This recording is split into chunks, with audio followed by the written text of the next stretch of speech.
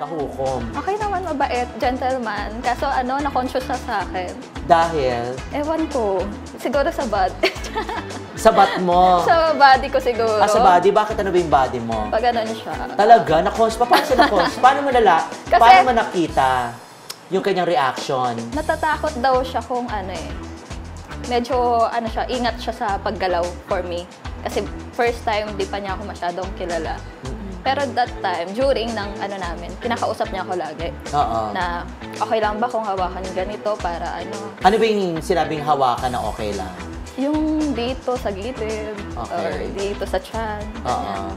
Sa puwet? Sa puwet, okay lang. Pwede naman. lang. Okay lang. O yung tampal-tampalin na gano'n. Wala naman gano'n. Pero pag meron gano'n sa eksena, okay lang sa tampal-tampalin. Okay lang, basta makakatulong sa eksena. Tapos yung mga sinasabi, mga dirty words. Mga ganun, okay lang sa'yo. Pero ayun na nga, na-conscious si nailang Nathan. si Nathan. Bakit siya nailan? Nung nakahubad ka ba, medyo naasiwa ba siya? Or parang nadala ba siya? Or parang nadala siguro. Or medyo na-conscious siya. Kasi that time, parang nagkaroon kami ng problema kasi hindi masyadong yung sa panty. Parang hindi masyado? Hindi agad na hubad, gano'n. Yung panty, hindi na Kasi agad dapat one take lang yun eh. Oo. So, tuloy-tuloy. Bakit hindi nahubad yung panty? Masikip? Kasi nakaupo ako nun eh.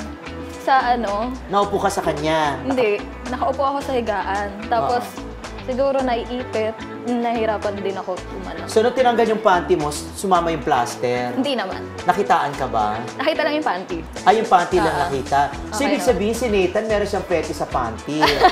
Ano ba yung panty mo nun? Siya, color blue. Panty mo ba yung parang manipis yung gilid or makapal? Medyo makapal. Makapal. Gusto ni Nathan siguro yung mga makakapal na panty, hindi yung mga... Tapos siya, comfortable lang, cotton.